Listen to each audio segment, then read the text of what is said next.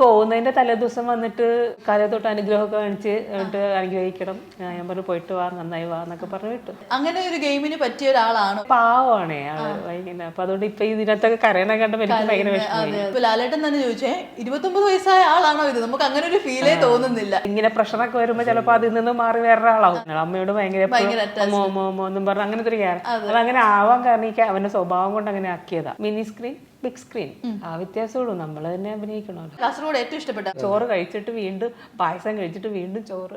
നിങ്ങൾ കാസർഗോഡ് പറയാൻ നമുക്ക് പറയാൻ പറ്റുമപ്പാ. എന്റെ ഒന്നോ നല്ല എന്ത് രസമാണ്. ഭയങ്കര സ്നേഹമുള്ള ആൾക്കാരെ. പാറുക്കുട്ടീനെയൊക്കെ മിസ് ചെയ്യുന്നുണ്ടോ? കുഞ്ഞായതുകൊണ്ട് എന്നോട് ഒരു പ്രത്യേക ഇഷ്ടം ഉണ്ടാവും. ഭയങ്കര നല്ല വീഡിയോ ഒക്കെ എടുത്തിട്ട് എനിക്ക് അയച്ചിട്ട് കൊള്ളാമോ എന്നൊക്കെ പറഞ്ഞു.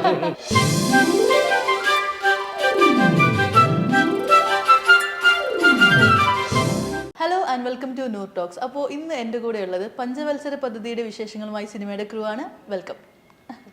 ഹായ്. ഹലോ. എന്തുണ്ട് വിശേഷം? എന്തൊക്കെയാണ്? പഞ്ചവത്സര പദ്ധതി അല്ലേ? സുഖമായിട്ടിരിക്കുന്നോ? ഞങ്ങൾ സുഖമായിട്ടിരിക്കുന്നു. ചേട്ടാ സുഖമല്ലേ? സുഖം. അപ്പൊ എന്താണ് പഞ്ചവത്സര പദ്ധതിയെ കുറിച്ച് പറയൂ. 5 വർഷം കൂടുമ്പല്ലേ? അതെ, 5 ഇയർ പ്ലാൻ. അതെ.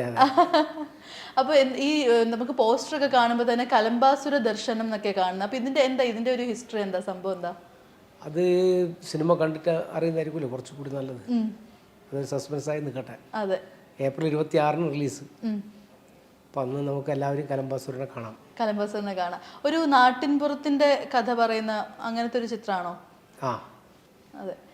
ചേച്ചിയുടെ ക്യാരക്ടറിനെ കുറിച്ച് പറയാം. എൻ്റെ ക്യാരക്ടർ, നമുക്ക് എല്ലാവർക്കും ലൈഫിൽ ഓരോ പദ്ധതി ഉണ്ടാവും. ഇതിലെ അമ്പിളി എന്ന് പറഞ്ഞ എൻ്റെ ക്യാരക്ടറും ഒരു പദ്ധതി ഉണ്ട്. അതാണ് എൻ്റെ ക്യാരക്ടർ. ഒരു മെമ്പറായിട്ടാണ് ചെയ്യണം. അതെ. ചേട്ടൻ്റെ ക്യാരക്ടറോ? ഞാനൊരു റിസോർട്ട് ഉടമ. കുറച്ച് ഡിഫറെന്റ് ആയിട്ടുള്ള ഒരു ക്യാരക്ടറാണ്. റിച്ചാണ്. വലിയ മലയാളിയാ. അതെ. എങ്ങനെയുണ്ടായിരുന്നു ആ ഒരു ക്യാരക്ടർ അഭിനയമൊക്കെ? എങ്ങനെ ഉണ്ടായിരുന്നു ആ ഒരു സമയത്ത് ഷൂട്ടിംഗ് ടൈമിൽ? കണ്ടിട്ട് വേണം പറയാൻ. ഞാനിപ്പോ കാണുന്നതിന് മുമ്പ് നിങ്ങളുടെ ഒരു അഭിപ്രായം പറഞ്ഞാൽ അതൊരു ഇഷ്ടപ്പെട്ടോ ആ റോള് ചെയ്ത? ഇഷ്ടപ്പെട്ടു. കൃഷ്ണേന്ദ്രന്റെ ഇത് ഫസ്റ്റ് മൂവി, ഹീറോയിനായിട്ട് ഫസ്റ്റ് മൂവി.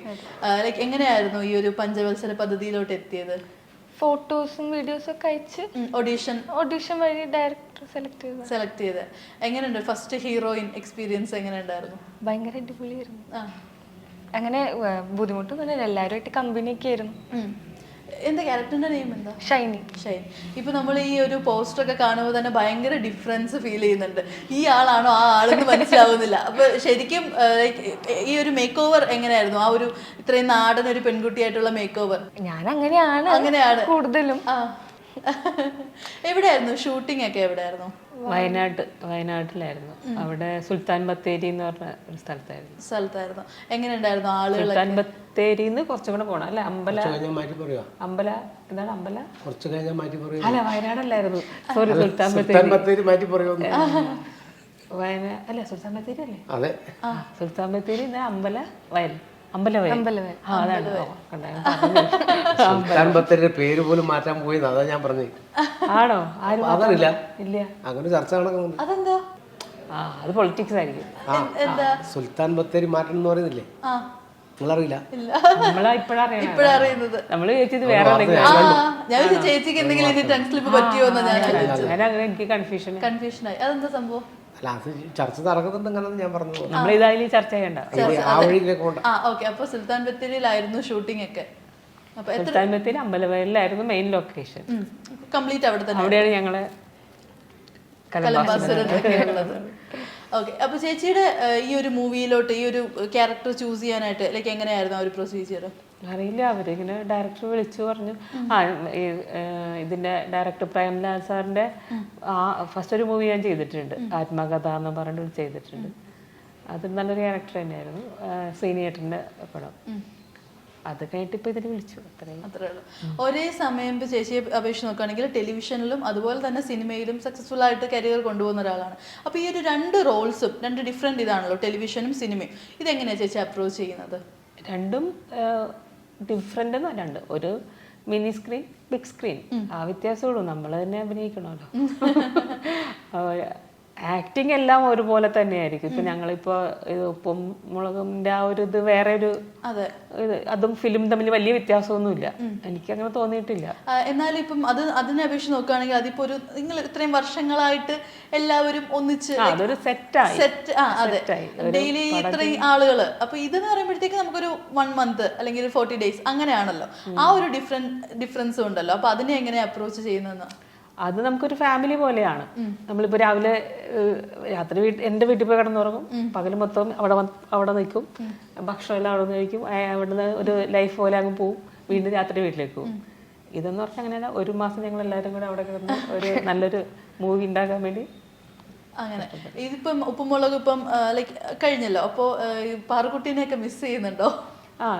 കുഞ്ഞായതുകൊണ്ട് എന്നോട് ഒരു പ്രത്യേക ഇഷ്ടം ഉണ്ടാവും. വിളിക്കും, എപ്പോഴും വിളിക്കും. ഇപ്പൊ പുതിയൊരു വർക്ക് ചെയ്തുകൊണ്ടിരിക്കുന്നുണ്ട്. അപ്പോൾ അതിലേക്ക് പോണ ദിവസവും വിളിച്ചു. അത് ഷൂട്ട് അതിന്റെ എന്താണ് പൈലറ്റ് എന്തോ എടുക്കുന്ന ദിവസവും വിളിച്ചു, ഷൂട്ടിങ്ങിന് പോണ ദിവസവും വിളിച്ചു, മിനിയാന്ന് വിളിച്ചു. അവള് സീരിയല് ചെയ്യണ്ട് ഇപ്പൊ. പിന്നെ വിഷുവിന്റെ ഒന്ന് വിളിച്ചിട്ട് ഭയങ്കര നല്ല വീഡിയോ ഒക്കെ എടുത്തിട്ട് എനിക്ക് അയച്ചിട്ട് കൊള്ളാമോ എന്നൊക്കെ പറഞ്ഞു. ഇന്നലെയും വിളിച്ചിട്ടുണ്ടായിരുന്നു. വിളിച്ചിട്ട് ഉമ്മയൊക്കെ തന്നിട്ട് വെച്ചു. അവൾക്ക് ഇപ്പോഴും ആ ഒരു അത് എപ്പോഴും കാണും അല്ലെ, ആ ഒരു ഫീല്. അപ്പൊ ഇതേപോലെ നമുക്ക് നേരത്തെ ഇങ്ങനെ പറയാറുണ്ടായിരുന്നു, അമ്മേനെ ആരെയാണ് കൂടുതൽ ഇഷ്ടമെന്ന് ചോദിച്ചപ്പോ നിഷമ്മേനെയാണ് കൂടുതൽ ഇഷ്ടം ഇങ്ങനെ പറയുന്നുണ്ടായിരുന്നു. ഇപ്പോഴും അങ്ങനെയൊക്കെ തന്നെയാണോ? അതോ അതിന് വ്യത്യാസമൊന്നും വന്നിട്ടില്ല. കൂടുതൽ എപ്പോഴും പറയും അത്, അതിലൊന്നും വ്യത്യാസമൊന്നും വന്നിട്ടില്ല. അവൾ ഇപ്പോഴും അവിടെ തന്നെ കിടക്കുകയാണ്. അപ്പൊ കേശു ശിവയൊക്കെയോ?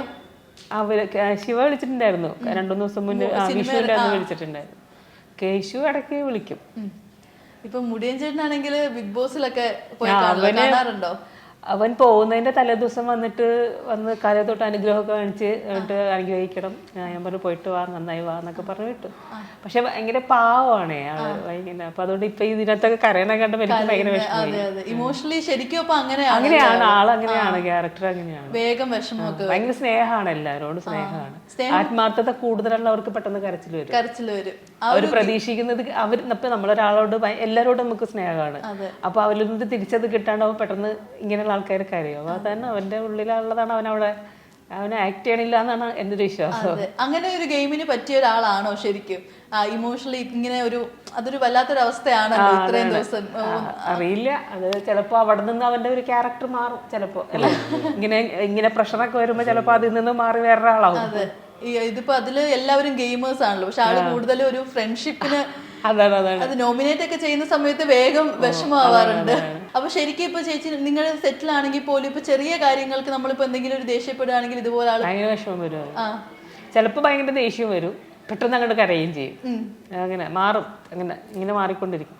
ദേഷ്യമല്ലേ സങ്കടം, ഇങ്ങനെ വന്നിട്ടുണ്ട്. പക്ഷെ അത് ദേഷ്യം വരുന്നതും ഈ സങ്കടത്തിൽ നിന്നുള്ള ദേഷ്യമാണ് വരുന്നത്. അടുത്ത സ്റ്റെപ്പ് കരച്ചിലായിരിക്കും. അത് തന്നെ അവിടെയും കാണുന്നത്. പക്ഷെ നമുക്ക് ഇപ്പൊ ലാലേട്ടൻ തന്നെ ചോദിച്ചേ 29 വയസ്സായ ആളാണോ ഇത്? നമുക്ക് അങ്ങനെ ഒരു ഫീലേ തോന്നുന്നില്ല. അതിപ്പോ ലൊക്കേഷനിൽ ഇപ്പൊ എന്നോട് ഭയങ്കര അറ്റാച്ച്മെന്റ് ആയിരുന്നു. ആ ക്യാരക്ടറും അങ്ങനെ തന്നെയാണ്. അമ്മയോട് ഭയങ്കര എന്നും പറഞ്ഞ അങ്ങനത്തെ ഒരു ക്യാരക്ടർ. അത് അങ്ങനെ ആവാൻ കാരണം അവന്റെ സ്വഭാവം കൊണ്ട് അങ്ങനെ ആക്കിയതാ. നമ്മൾ എഴുതി വന്ന കഥയിൽ അങ്ങനെയല്ല. ശരിക്കും ഇവന്റെ ക്യാരക്ടർ ഇങ്ങനെ ആയതുകൊണ്ട് ഇവൻ അവിടെ അങ്ങനെ തന്നെ. എന്തെങ്കിലും അമ്മ എന്ന് പറയും, ഇങ്ങനെ വിളിച്ചോണ്ടിരിക്കും. അവന്റെ വീട്ടിൽ ചെന്നിട്ടുണ്ട് അവന്റെ അമ്മ എന്നെ വിളിച്ചിട്ട് പറയും, അവൻ ആ കാണിക്കണം അത് തന്നെ ഇവിടെ കാണിക്കണം. എപ്പോഴും അമ്മ എന്ന് പറ അവിടെയും ശരിക്കും അമ്മ ഇതിൽ വരുമ്പോഴും അങ്ങനെ അമ്മ എന്ന് പറഞ്ഞിട്ട്. അപ്പൊ ചേച്ചി ഇത് കണ്ടിന്യൂസ് ഇങ്ങനെ കാണാറുണ്ടല്ലേ എപ്പിസോഡ്സ് ബിഗ് ബോസ്? ഞാൻ അങ്ങനെ കാണലില്ല, കട്ടിങ്സ് ഒക്കെ അത് തന്നെ. കുട്ടികൾ കാണലുണ്ട്. കുട്ടികളും ഒക്കെ കാണുന്നതുകൊണ്ട് ഞാൻ ഇടയ്ക്ക് ഇങ്ങനെ ഇവന്റെ കാണാൻ വേണ്ടി മാത്രം ഇവര് വിളിക്കും എന്നെ അടുത്ത്, അമ്മ അവന്റെയാണ് വന്നത്. അപ്പൊ അങ്ങനെ പോയി നോക്കും, അവനെ കാണാൻ വേണ്ടി പോയി നോക്കും. കരയുമ്പോഴൊക്കെ വിഷമാവും അല്ലേ? അതാണ്. ചേട്ടൻ കാണാറുണ്ടോ ബിഗ് ബോസ് ഒക്കെ? ബിഗ് ബോസ് കാണാൻ സമയം കിട്ടാറില്ല. ഇതുപോലെ ഈ കട്ടിങ്സ് അതൊക്കെ കാണാറുണ്ടോ? നമ്മളാരും മനഃപൂർവ്വം കാണാത്തതല്ല, എല്ലാരും ഇതുപോലെ തിരക്കുകൾ. അതെ, സമയവും വേണമല്ലോ. സോഷ്യൽ മീഡിയയിൽ എത്രത്തോളം ആക്റ്റീവ് ആണ് ചേട്ടൻ? ആക്റ്റീവ് ഒന്നുമല്ല. ഇപ്പൊ നമ്മുടെ പേരല്ലൂർ പ്രീമിയർ ലീഗിന്റെ ഒരു കട്ടിങ്സ് ഒക്കെ ഉണ്ടായിരുന്നല്ലോ, അതൊക്കെ നല്ല വൈറലായിരുന്നു. ആ ഒരു നിങ്ങളിങ്ങനെ അമ്മ എപ്പോഴും പറയാറുള്ള ആന്റി ഇതാണ്, സുരഭി ഇതാണ്, ആ ഒരു കട്ടിങ്സ് ഒക്കെ നല്ല, അതൊക്കെ കാണാറുണ്ടായിരുന്നു. അപ്പൊ എത്രത്തോളം ആക്റ്റീവ് ആണ് ആ ഒരു പ്ലാറ്റ്ഫോമിൽ? ഇതെല്ലാം നോക്കാറുണ്ടോ? സമയം കിട്ടുമ്പോൾ. അപ്പൊ ഈ സിനിമ അല്ലാണ്ട് ബാക്കി ഒഴിവ് സമയങ്ങളൊക്കെ കിട്ടാറുള്ളപ്പോ അതെങ്ങനെയാ കൂടുതൽ ചെലവഴിക്കാറ്? പൊതുപ്രവർത്തനമുണ്ട് അത്യാവശ്യം. ആ ഞാൻ പഞ്ചായത്ത് മെമ്പറാണ്. മെമ്പറാണ്. അതെ. അപ്പോൾ ഈ ഒരു ഇങ്ങനെ പൊതുപ്രവർത്തനത്തിൽ നിൽക്കുന്ന ഒരാൾ മൂവിയിൽ വരുമ്പോൾ ഇത് രണ്ട് ഡിഫറെൻറ്റ് മേഖലയാണല്ലോ. അപ്പോൾ ഇത് രണ്ടും കൂടെ എങ്ങനെയാണ് മാനേജ് ചെയ്തു പോകുന്നത്? അത് കുഴപ്പമില്ല. അത് ഈ സമയത്ത് ആര് വിളിച്ചാലും പോവും. സിനിമയ്ക്ക് വിളിച്ചാൽ സിനിമയ്ക്ക് പോവും, പൊതുപ്രവർത്തനത്തിൽ വിളിച്ചാൽ അങ്ങോട്ട് പോവും. ഈ സിനിമയ്ക്ക് പോകുന്ന സമയത്ത് ഇതേപോലെ ഈ പൊതുപ്രവർത്തനങ്ങൾക്കൊക്കെ അത് കൂടുതൽ കോൺസെൻട്രേറ്റ് ചെയ്യാൻ പറ്റുമോ? അതെങ്ങനെയാണ് മാനേജ് ചെയ്യുന്നത്? നാട്ടുകാർ നല്ല സപ്പോർട്ടാണ്, അതുകൊണ്ട് ബുദ്ധിമുട്ടില്ല. അങ്ങോട്ട് സപ്പോർട്ടാണ് എല്ലാവരോടും, തിരിച്ചതുകൊണ്ട് എല്ലാവർക്കും ഇങ്ങോട്ട്. അതെ, നല്ലൊരു നേതാവാണ്. ആരോടും നോ പറയില്ല. ഇപ്പൊ ഇവിടെ വിളിച്ചിട്ടുണ്ടെങ്കിൽ നോ പറയില്ല, അവരോട് വിളിച്ചാലും നോ പറയില്ല. അപ്പൊ അവരുടെ കാര്യം പറയുമ്പോൾ അവരും മനസ്സിലാക്കും, ഇവരുടെ കാര്യം പറയുമ്പോൾ ഇവരും മനസ്സിലാവില്ല. അതല്ലേ നാട്ടുകാർ നല്ല സപ്പോർട്ടാണ്. സപ്പോർട്ട്. ഈ നമ്മുടെ എന്നതാം കേസോട് ലൈക്ക് ചേട്ടൻ ആ ഒരു ഫസ്റ്റ് മൂവിയിൽ തന്നെ എല്ലാവരും ഭയങ്കരമായിട്ട് എടുത്ത ഒരു ക്യാരക്ടർ. നമ്മൾ അങ്ങനത്തെ ഒരു ജഡ്ജിനെ ഇതുവരെ കണ്ടിട്ടില്ല. അപ്പോൾ ലേറ്റായിട്ട് വന്നാലും അത് അടിപൊളിയായിരുന്നു. എന്നാലും എന്തുകൊണ്ടായിരുന്നു ആ സിനിമയിലോട്ടുള്ള ഒരു എൻട്രൻസ് ഇത്രയും ലേറ്റ് ആയത്? എന്തായിരുന്നു? എല്ലാരും വിളിച്ചില്ല. അപ്പൊ അതിലോട്ട് എങ്ങനെ എത്തിയത്? ഞാൻ പല ഇന്റർവ്യൂവിലും പറഞ്ഞതാണ്. ശരിക്കും പറഞ്ഞാൽ ഞാനൊരു സിനിമയിൽ അഭിനയിക്കാൻ ആഗ്രഹിച്ച ഒരാളല്ല. ആരോടും നിരന്തരമായി എന്നെ സിനിമയിൽ എടുക്കാൻ വല്ല സാധ്യതയുണ്ടോ എന്ന് ചോദിച്ചാൽ, പക്ഷെ ഞാൻ അഭിനയിച്ച തെരുവ് നാടകം, മനീഷ തിയേറ്റേഴ്സിലെ തെരുവ് നാടകം ഉണ്ണിരാജ് പലപ്പോഴും കണ്ടിട്ട് എന്നോട് പറഞ്ഞിട്ടുണ്ട് സിനിമയിൽ അഭിനയിക്കാൻ പോകണം എന്തായാലും. അപ്പോൾ അങ്ങനെയാണ് നാട്ടിൽ ഇതിൻ്റെ ഒരു ഷൂട്ടിംഗ് വന്നത്. ഉണ്ണിരാജ് പറഞ്ഞ ഫോട്ടോ അയച്ചു കൊടുത്തത്. അങ്ങനെ രാജേഷ് മാധവനും ഗോകുലും അവരെല്ലാം കൂടി എന്നെ ഇൻ്റർവ്യൂ ചെയ്തിട്ട് 3 ദിവസം ഇൻ്റർവ്യൂ ചെയ്തു. രതീഷ് ബാലകൃഷ്ണ പൊതുവാണ് നമ്മളിതിൽ സെലക്ട് ചെയ്തു, സുധീഷ് ഗോപിനാഥ്. അങ്ങനെ ഈ സിനിമയിൽ എത്തിപ്പെട്ടു. അപ്പോൾ ഈ നാട്ടുകാർക്കൊക്കെ ഇങ്ങനെ അറിയായിരുന്നു ഇതുപോലൊരു സിനിമ ചെയ്യുന്നുണ്ട്? അത് അവരൊക്കെ തിയേറ്ററിൽ പോയപ്പോഴാണ് ഈ ഒരു സംഭവം ക്ലോസ് ആയിട്ടുള്ള ആളുകളൊക്കെ അറിഞ്ഞത്? സിനിമ ചെയ്യുന്നത് ഞാനായിട്ടും പറഞ്ഞിട്ടില്ല. അപ്പൊ പെട്ടെന്ന് ഇതേപോലെ ഈ ഒരു ആള് ഇങ്ങനെ സിനിമയിൽ ഇവരിങ്ങനെ തിയേറ്ററിലൊക്കെ കാണുമ്പോൾ അത്രയും ചർച്ച ചെയ്യപ്പെട്ട ഒരു റോള്. അപ്പൊ എന്തായിരുന്നു അവരുടെയൊക്കെ ഒരു പ്രതികരണം? പിന്നീട് എന്തായിരുന്നു ലൈഫ് ബിഫോർ നമ്മുടെ എന്നാത്താൻ കേസോട് ആൻഡ് ആഫ്റ്റർ എന്നാത്താൻ കേസോട് എങ്ങനെയായിരുന്നു ലൈഫ്? അതിനു മുമ്പേ നാട്ടിലെ പരിപാടികളിൽ പങ്കെടുത്തിരുന്നു. പക്ഷെ ഇപ്പോൾ സിനിമ റിലീസായതിനു ശേഷം നമുക്ക് പല സ്ഥലങ്ങളിൽ നിന്നും ആളുകൾ നമ്മളെ പരിചയപ്പെട്ടു, അറിയപ്പെടാൻ വേണ്ടി തിരിച്ചറിയുന്നുണ്ട്. അങ്ങനെ അപ്പൊ ബിഫോർ ആഫ്റ്റർ അങ്ങനത്തെ ഒരു വ്യത്യാസം വേറെ എന്തെങ്കിലും ഉണ്ടോ? എനിക്ക് അങ്ങനെ പ്രത്യേകിച്ച് ഫീൽ ചെയ്യുന്നില്ല. ഇപ്പൊ കുറെ കൂടുതൽ ആളുകളെ പരിചയപ്പെടാൻ വേണ്ടി കഴിയുന്നുണ്ട്. അതുകൊണ്ട് സിനിമയിൽ അഭിനയിച്ചതിനോട് വലിയൊരു അങ്ങനെ വ്യക്തിപരമായ എനിക്ക് വലിയൊരു മാറ്റം ഇല്ല. ഈ റോൾസ് ഒക്കെ ഇതേപോലെ ഇപ്പം പഞ്ചവത്സര പദ്ധതിയിൽ വന്ന റോള്, അപ്പൊ ഇങ്ങനെ വരുന്ന റോൾസ് ഒക്കെ ചേട്ടൻ ഇങ്ങനെ സെലക്ട് ചെയ്താണോ എടുക്കാറ്? കഥയൊക്കെ കേൾക്കും. എന്തെങ്കിലും ഡിഫറെന്റ് ആയിട്ടുള്ള റോൾസ് ഒക്കെ ചെയ്യണം അങ്ങനെയൊക്കെ ആഗ്രഹമുണ്ടോ? അങ്ങനെ ആഗ്രഹം ഇല്ലാതില്ല, പക്ഷെ നമ്മൾ ആഗ്രഹിച്ചുകൊണ്ട് മാത്രം കാര്യമില്ലല്ലോ. എന്ത് ടൈപ്പ് ഒരു റോള് ചെയ്യണം എന്നാലും ഒരു ചെറിയ ആഗ്രഹമെങ്കിലും ഉള്ളത്? അല്ല, അങ്ങനെ പ്രത്യേകിച്ച് ആഗ്രഹം എന്നല്ല. ഇപ്പൊ സിനിമാ ഫീൽഡിലേക്ക് വന്നതിന് ശേഷമാണല്ലോ ഇതിനെക്കുറിച്ച് നമുക്ക് കാര്യം മനസ്സിലാക്കാൻ വേണ്ടി പറ്റുന്നത്. പുതിയ പുതിയ റോള് വരുമ്പോൾ അതൊന്ന് കഥ കേൾക്കും, കഥ കേട്ട് ഇഷ്ടപ്പെട്ടാൽ എന്തായാലും അഭിനയിക്കും. ഈ ഇപ്പൊ എന്നതാൻ കേസോടിനകത്ത് തന്നെ കുറെ ഡയലോഗ്സ് ഒക്കെ ഇതൊക്കെ നമുക്ക് സ്ക്രിപ്റ്റിൽ ഉള്ളതാണോ അതോ ചേട്ടൻ ഇങ്ങനെ സ്ക്രിപ്റ്റിലുള്ള ഡയലോഗാണ്? പക്ഷെ അത് അദ്ദേഹം ഒരു സ്വാതന്ത്ര്യം നമുക്ക് തന്നിട്ടുണ്ട്. എല്ലാം അതുപോലെ പറയണം എന്ന നിർബന്ധം ഉണ്ടായിട്ടില്ല. രതീഷ് ബാലകൃഷ്ണ പൊതുവാണ് നമുക്കൊരു സ്വാതന്ത്ര്യം തന്നു. ആ സ്വാതന്ത്ര്യം നമുക്കും കൂടെ ഗുണം ചെയ്തു. അല്ലാണ്ട് ടൈറ്റ് പിടിച്ച് അതേ പറയാൻ പാടുള്ളൂ, അപ്പുറത്ത് പോകാൻ പാടില്ല, ഇപ്പുറത്ത് പോകാൻ പാടില്ല എന്ന് പറഞ്ഞ സംഗതി ചിലപ്പോ ഈ നിലയിലാവണമെന്നില്ല. പക്ഷെ അദ്ദേഹം നമുക്ക് നല്ല സ്വാതന്ത്ര്യം തന്നു. അതുകൊണ്ട് തന്നെ ഒരു നല്ലൊരു കൂട്ടായ്മയിലുണ്ടായ ഒരു സിനിമയാണ് എന്നാത്താൻ കേസോട്. ഇതിലത്തെ ഡയലോഗും അതുപോലെ തന്നെ സ്വന്തമായിട്ട് ഇംപ്രൂവൈസ് ഒക്കെ ചെയ്തിട്ടുണ്ടോ? ഇതിലെ ഡയലോഗിനൊരു പ്രത്യേകതയുണ്ട്. അത് നമ്മളെ സ്ലാങ്ങുമായി ബന്ധമില്ലാത്തൊരു സംഭവം തന്നെയാണ്. അപ്പോൾ അതുകൊണ്ട് സ്ക്രിപ്റ്റിൽ എന്താണോ ഉള്ളത് അത് അതുപോലെ പറയുക. മറ്റ് സ്ലാങ്ങുകളൊക്കെ എങ്ങനെ പിടിക്കുമ്പോഴത്തേക്ക് അതെന്തെങ്കിലും ബുദ്ധിമുട്ടുകളായിട്ട് വരുന്നുണ്ടോ? ഇല്ല, അങ്ങനെ കുഴപ്പമൊന്നുമില്ല. ചേച്ചിക്ക് ഒരുമാതിരി എല്ലാ സ്ലാങ്ങും കൈകാര്യം ചെയ്യാറിയാം അല്ലേ? അങ്ങനെ പറയുമ്പോ നമ്മളങ്ങനെ ചെയ്യാൻ ശ്രമിച്ചു നോക്കണതേ ഉള്ളൂ. ശരിയാവാറില്ല. മലയാളം തന്നെ, പക്ഷെ ഓരോ സ്ഥലത്തും ഓരോ ഇതല്ലേ. ഇപ്പൊ നിങ്ങൾ കാസർഗോഡ് പറയാൻ നമുക്ക് പറയാൻ പറ്റുമപ്പാ, നമുക്ക് പറയാൻ പറ്റില്ല. ഇപ്പൊ ഇവരുടെ നാട്ടിൽ ഇപ്പൊ ചെന്നിട്ടുണ്ടായിരുന്നു, എങ്ങനെ ഉണ്ടായിരുന്നു കാസർഗോഡ് പോയിട്ട്? നല്ല രസമാണ്, ഭയങ്കര സ്നേഹമുള്ള ആൾക്കാരാണ്. എനിക്ക് പൊതുവെ കാസർഗോഡ് ഭയങ്കര ഇഷ്ടമാണ്. എങ്ങനെ നോക്കിയാലും ഭയങ്കര സ്നേഹിക്കാൻ മാത്രം അറിയുന്ന കുറെ, എനിക്ക് എപ്പോഴും ഇങ്ങനെ ഇടയ്ക്ക് ഇങ്ങനെ ഇനാഗുറേഷൻ ഒക്കെ ഉണ്ടാവാറുണ്ട്. അപ്പൊ അവിടെ പോവാറുണ്ട് ഇടയ്ക്ക്. അപ്പൊ ഇപ്പോഴും കല്യാണത്തിന് കല്യാണത്തിന് വന്നപ്പോൾ വീട്ടിൽ വന്നു, വീട്ടിൽ വന്ന് നിൽക്കാൻ സമയം ഉണ്ടായില്ല, വന്നു 2 എനിക്ക് ട്രെയിനിന് ടൈം ആയതുകൊണ്ട് ഞാൻ ഇതുവരെ വന്നിട്ടില്ല കാസർഗോഡ്. വന്നു. നല്ല സ്ഥലമാണ്. ഇതുവരെ പോയി, ഭയങ്കര ആഗ്രഹമുള്ള സ്ഥലം. സ്വാഗതം. അപ്പൊ അവിടുത്തെ ആളുകളൊക്കെ ഭയങ്കര നല്ല ട്രീറ്റ്മെന്റ് ആയിരുന്നു അല്ലേ അവിടുത്തെ? ഏറ്റവും ഇഷ്ടപ്പെട്ടത് സദ്യ അടിപൊളി സദ്യ, അടിപൊളി ഒരു പ്രത്യേക രീതിയിലുള്ള സദ്യ. ഞാൻ ആദ്യമായിട്ട് വേറെ രീതിയിലുള്ള സദ്യയായിരുന്നു. കാസർഗോഡ് നമ്മുടെ നാട്ടിലേക്കുള്ള പോലെയല്ല, എല്ലാം ഇങ്ങനെ വേറെ എന്തൊക്കെയോ വ്യത്യാസങ്ങളൊക്കെ ഉണ്ട്. ചോറ് കഴിച്ചിട്ട് വീണ്ടും പായസം കഴിച്ചിട്ട് വീണ്ടും ചോറ്, 3 സ്റ്റെപ്പാണ് അല്ലേ, 3 സ്റ്റെപ്പ് സദ്യ. എന്താ കാസർഗോഡ് ഏറ്റവും ഇഷ്ടപ്പെട്ട ഫുഡാണോ അതോ വേറെ എന്തെങ്കിലും? സദ്യ ഇഷ്ടപ്പെട്ടു. സദ്യയാണ് ഏറ്റവും ഇഷ്ടപ്പെട്ടത്. സദ്യ പൊതുവെ ഇഷ്ടമാണ്. അപ്പൊ ഇവിടത്തെ സദ്യയാണ് എനിക്ക് ഏറ്റവും ഇഷ്ടപ്പെട്ട സദ്യ. നല്ല ഭക്ഷണമായിരുന്നു. അത് കാസർഗോഡ് സദ്യ ആയിരുന്നു അപ്പൊ ഏറ്റവും ഇഷ്ടപ്പെട്ടത്. പോയിരുന്നോ കാസർഗോഡ്? പോയിട്ടില്ല. പോണോ, എന്നിട്ട് പോയി സദ്യ കല്യാണം. അതെ, ഇനി എല്ലാ കല്യാണവും ചേട്ടൻ വിളിക്കുന്നതാണ്. കൃഷ്ണേന്ദു എങ്ങനെയായിരുന്നു ഈ ഒരു സിനിമയിലോട്ടുള്ളൊരു വരവ് എങ്ങനെയായിരുന്നു? പാഷൻ ഉണ്ടായിരുന്നു, പക്ഷെ ഇത്ര പെട്ടെന്ന് ഇങ്ങനെ സിനിമയിൽ എത്തിപ്പെടുന്നു വെച്ചിട്ടില്ല. അപ്പോ ചെറുപ്പം മുതലേ ഇങ്ങനെ ഒരു സിനിമ തന്നെ ആയിരുന്നോ ലക്ഷ്യം? അങ്ങനെയല്ല, എനിക്കിഷ്ടായിരുന്നു സിനിമയിൽ അഭിനയിക്കാൻ, അങ്ങനെ ഒരു ആഗ്രഹം ഉണ്ടായിരുന്നു. പിന്നെ അത് ഇങ്ങനെ പെട്ടെന്ന് നടന്നു. സിജുചേട്ടനായിട്ടുള്ള കോംബോ എങ്ങനെ ഉണ്ടായിരുന്നു? നല്ല രസമായിരുന്നു. ലൈക്ക് ഒരു പുതിയതായിട്ട് വന്ന ഒരു ആർട്ടിസ്റ്റിന് ലൈക്ക് ഭയങ്കര സപ്പോർട്ടും എല്ലാവരും ആകും. സിജുചേട്ടൻ എന്നല്ല, എല്ലാവരും ഭയങ്കര സപ്പോർട്ടായിരുന്നു, കാര്യങ്ങളൊക്കെ പറഞ്ഞു തരുമായിരുന്നു. അങ്ങനെ ഫ്യൂച്ചറിൽ ചേച്ചിക്ക് ഇനി എന്തെങ്കിലും ഡിഫറെന്റ് ആയിട്ട് ചെയ്യാൻ ആഗ്രഹമുള്ള റോൾസ് എന്തൊക്കെയാ? അങ്ങനെയില്ല, എന്ത് കിട്ടിയാലും ചെയ്യണമെന്ന് തന്നെ ഉള്ളൂ. എന്നാലും ഇപ്പൊ എന്തെങ്കിലും അങ്ങനെ ഏതെങ്കിലും ഒരു ഇത് ഡിഫറെന്റ് ആയിട്ട് ഇങ്ങനെയൊക്കെ ചെയ്യണം അങ്ങനെയൊക്കെ തോന്നിയിട്ടുണ്ടോ? അങ്ങനെ ഇപ്പൊ എന്റെയൊക്കെ ഒരു ഏജ് വെച്ചിട്ട് അങ്ങനെ ഡിഫറെന്റ് എന്ന് പറയാൻ അമ്മ ക്യാരക്ടറൊക്കെ തന്നെയല്ലേ കിട്ടുള്ളൂ. അപ്പൊ ഇപ്പൊ അമ്മ തന്നെ എന്തമ്മ എന്ന് പറയാൻ പറ്റില്ല, കുറെ ടൈപ്പ് അമ്മ ഇപ്പൊ ചെയ്തു ഞാൻ ഇതിനകത്ത്. പക്ഷെ ഒരു അമ്മ ക്യാരക്ടർ എന്ന് പറയാം, പക്ഷെ എങ്കിൽ പോലും അമ്മയ്ക്ക് എന്നുള്ള ഇമ്പോർട്ടൻസ് അല്ല, ഇത് ഒരു സാമൂഹ്യ അല്ലെ, ഒരു സാമൂഹ്യ പ്രവർത്തക മെമ്പറാണ്. അപ്പൊ ഇതിനകത്ത് ആ ക്യാരക്ടറിന് ഒരു ലക്ഷ്യമുണ്ട്, ആ നാടുമായി ബന്ധപ്പെട്ട ആ നാടിനെ അത്രയും സ്നേഹിക്കുന്ന ഈ ഫിലിമിന്റെ ഇമ്പോർട്ടൻസ് ആയിട്ടുള്ള ഒരു സംഭവം ഈ ക്യാരക്ടറിന്റെ ഉള്ളിൽ കിടക്കുന്നുണ്ട്. അപ്പൊ അത് ഒരു വലിയ നല്ല ക്യാരക്ടറാണ്, ഞാൻ ഇതുവരെ ചെയ്യാത്തൊരു ക്യാരക്ടറാണ്, ശരിക്കും ഒരിക്കലും ചെയ്തിട്ടില്ല ഇങ്ങനത്തെ ഒരു ക്യാരക്ടർ. ഇപ്പോ നമ്മുടെ തണ്ണീർമത്തൻ ദിനങ്ങളിലാണെങ്കിൽ പോലും അന്ന് ചേച്ചി അനശ്വരയുടെ അമ്മയായിട്ട് വന്നു, അതിൽ തന്നെ മാത്യൂസ് ഉണ്ടായിരുന്നു, നമ്മുടെ നെസ്ലിൻ ഉണ്ടായിരുന്നു, എല്ലാവരും. ഇപ്പൊ അവരുടെ എല്ലാം ലെവലേ മാറി. അപ്പോ ഇവരുടെ ഈ അത്രയും ചെറിയ കുട്ടികളായിട്ട് വന്നിട്ട് ഇപ്പൊ അവർ ഇതുപോലെ ബ്ലോക്ക് ബസ്റ്റേഴ്സ് കൊടുക്കുന്നവരെ കാണുമ്പോഴത്തേക്ക് എന്താ ലൈക്ക് ഒരു അമ്മ എന്ന കഥാപാത്രം അന്ന് ചെയ്തെന്ന നിലയിൽ ചേച്ചിക്ക് എന്താ തോന്നുന്നത്?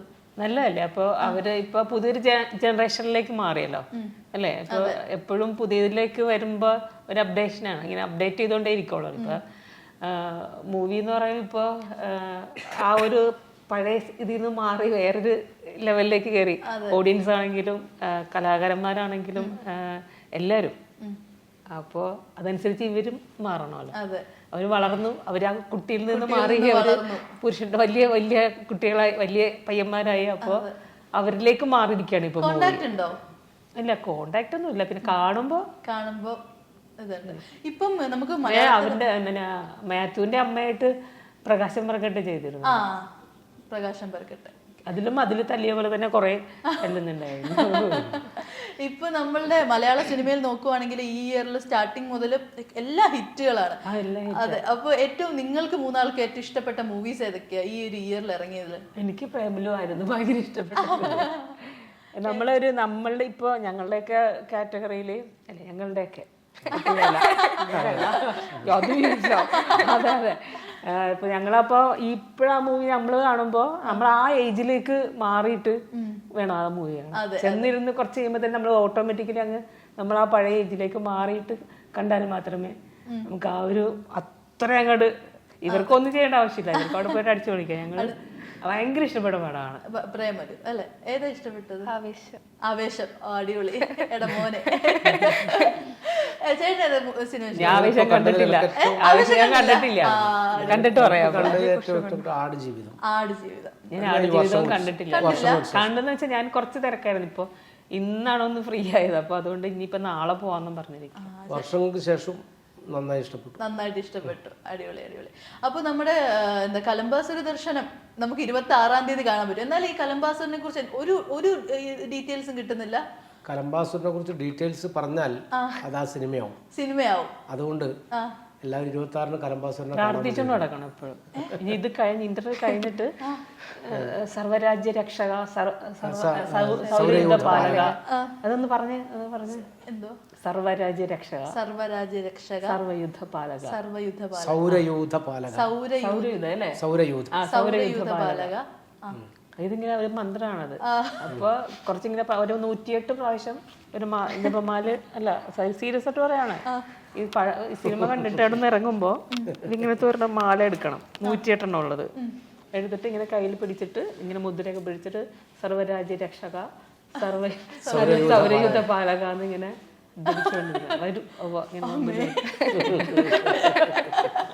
ഇപ്പൊ നമ്മുടെ ട്രെയിലറിൽ നമുക്ക് അവസാനിപ്പിക്കുന്നതിന് മുമ്പ് ചേച്ചി നമ്മുടെ ട്രെയിലറിൽ പറയുന്നുണ്ടായിരുന്നല്ലോ, സമരങ്ങൾ തോൽക്കുകയല്ല തോൽപ്പിക്കപ്പെടുകയാണെന്ന്. അത് വളരെ സ്ട്രോങ് ആയിട്ടുള്ളൊരു സ്റ്റേറ്റ്മെന്റാ. ലൈക്ക് ആ ക്യാരക്ടർ മാറ്റി നിർത്തുകയാണെങ്കിൽ നിഷ സാരൻ ആ ഒരു സ്റ്റേറ്റ്മെന്റിനോട് എത്രമാത്രം നീതി പുലർത്തുന്നു, ലൈക്ക് എത്രമാത്രം ലൈക്ക് ആ ഒരു സ്റ്റേറ്റ്മെന്റിനോട് യോജിക്കുന്നുണ്ട്? ഞാൻ തീർത്തും യോജിക്കുന്നുണ്ട്. ഒരിക്കലും ഒരു സമരവും തോൽക്കുന്നില്ല, തോൽപ്പിക്കപ്പെടുക തന്നെയാണ് അല്ലേ? അതെ.